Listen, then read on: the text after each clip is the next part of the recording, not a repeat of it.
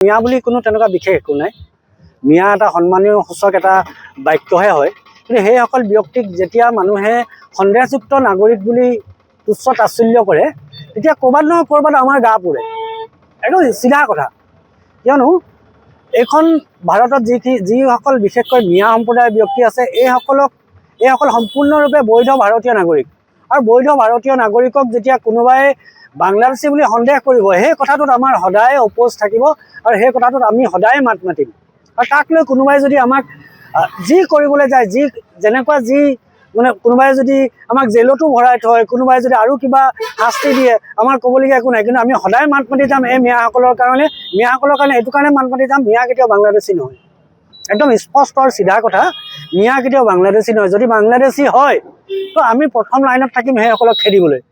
কিয়নো তেখেতলোকৰ ওচৰত উচিত প্ৰমাণ নাই। মিয়াক বাংলাদেশী কোৱাৰ কাৰণ এটাই যে নিৰ্বাচন সমাগত, মিয়াক যদি আমি বাংলাদেশী কৈ হাঁহোঁ, তেতিয়া হিন্দুসকলৰ ভোট পাম। অকল হিন্দুৰ চিম্পেথি গেইন কৰিবৰ কাৰণে এইটো এটা প্ৰক্ৰিয়া, মিয়াসকলক বাংলাদেশী সজোৱা। কিন্তু কৰিবতো একো পৰা নাই আৰু কৰিব নোৱাৰেও। কিন্তু এইসকলৰ লগত আমি সদায় আছোঁ। বিশেষকৈ বাঘসেনা অসমে এই যিসকল ব্যক্তি লাঞ্ছিত বঞ্চিত অপদস্থ ব্যক্তিৰ লগত সদায় কান্ধত কান্ধ মিলাই আমি আগবাঢ়ি যাম। আজি দুখৰ বিষয়, আজি আমি আক্ষেপৰ বিষয়, মুখ্যমন্ত্ৰী এজন হৈ RSSৰ লেখীয়া এটা সংগঠনৰ জোৰত বলত এনেকুৱা কিছুমান কথা। তেওঁৰ নিজৰ একো নাই নেকি? তেওঁৰ নিজৰ একো অস্তিত্বই নাই নেকি মুখ্যমন্ত্ৰীৰ? RSSে যি ক'ব সেইটো ক'বই লাগিব নেকি? অসমৰ ৰাইজে আপোনাক বহুত ভাল পায় নহয়, আপুনি ভয় কিয় কৰিব লাগে RSSলৈ? এনেকুৱা ওলোটা পোলোটা মন্তব্য দি RSSৰ আশীষ পুষ্ট হ'বলৈ চেষ্টা নকৰিব। অসমৰ ৰাইজে আপোনাক বহুত ভাল পায়। অসমৰ ৰাইজে দেখোন আপোনাৰ ৰাস্তাত চুমাই খায়, কিয় ভয় খাব লাগে আপুনি? আপোনাক ৰাইজে বহুত আঁকোৱালি লৈছে, আঁকোৱালি ল'ব। RSSৰ কাৰণে আপুনি ভাতৃঘাতী সংগঠন লগাবলৈ চেষ্টা নকৰিব। মিয়া বুলি কোনো তেনেকুৱা বিশেষ একো নাই।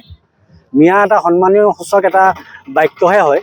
কিন্তু সেইসকল ব্যক্তিক যেতিয়া মানুহে সন্দেহযুক্ত নাগৰিক বুলি তুচ্ছ তাচ্ছিল্য কৰে, তেতিয়া ক'ৰবাত নহয় ক'ৰবাত আমাৰ গা পুৰে। একদম চিধা কথা। কিয়নো এইখন ভাৰতত যিসকল বিশেষকৈ মিয়া সম্প্ৰদায়ৰ ব্যক্তি আছে, এইসকল সম্পূৰ্ণৰূপে বৈধ ভাৰতীয় নাগৰিক। আৰু বৈধ ভাৰতীয় নাগৰিকক যেতিয়া কোনোবাই বাংলাদেশী বুলি সন্দেহ কৰিব, সেই কথাটোত আমাৰ সদায় অপ'জ থাকিব আৰু সেই কথাটোত আমি সদায় মাত মাতিম।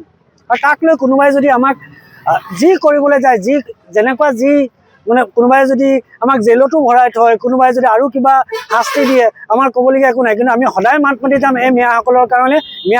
এইটো কাৰণে মাত মাতি যাম, মিয়া কেতিয়াও বাংলাদেশী নহয়। একদম স্পষ্ট আৰু চিধা কথা, মিয়া কেতিয়াও বাংলাদেশী নহয়। যদি বাংলাদেশী হয় তো আমি প্ৰথম লাইনত থাকিম সেইসকলক খেদিবলৈ।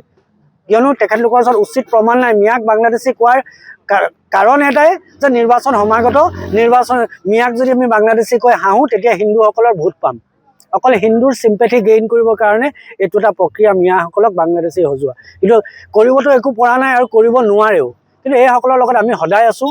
বিশেষকৈ বাঘসেনা অসমে এই যিসকল ব্যক্তি লাঞ্ছিত বঞ্চিত অপদস্থ ব্যক্তিৰ লগত সদায় কান্ধত কান্ধ মিলাই আমি আগবাঢ়ি যাম। আজি দুখৰ বিষয়, আজি আমি আক্ষেপৰ বিষয়, মুখ্যমন্ত্ৰী এজন হৈ RSSৰ লেখীয়া এটা সংগঠনৰ জোৰত বলত এনেকুৱা কিছুমান কথা। তেওঁৰ নিজৰ একো নাই নেকি? তেওঁৰ নিজৰ একো অস্তিত্বই নাই নেকি মুখ্যমন্ত্ৰীৰ? RSSে যি ক'ব সেইটো ক'বই লাগিব নেকি? অসমৰ ৰাইজে আপোনাক বহুত ভাল পায় নহয়, আপুনি ভয় কিয় কৰিব লাগে RSSলৈ? এনেকুৱা ওলোটা পোলোটা মন্তব্য দি RSSৰ আশীষ পুষ্ট হ'বলৈ চেষ্টা নকৰিব। অসমৰ ৰাইজে আপোনাক বহুত ভাল পায়। অসমৰ ৰাইজে দেখোন আপোনাৰ ৰাস্তাত চুমাই খায়, কিয় ভয় খাব লাগে আপুনি? আপোনাক ৰাইজে বহুত আঁকোৱালি লৈছে, আঁকোৱালি ল'ব। RSSৰ কাৰণে আপুনি ভাতৃঘাতী সংগঠন লগাবলৈ চেষ্টা নকৰিব।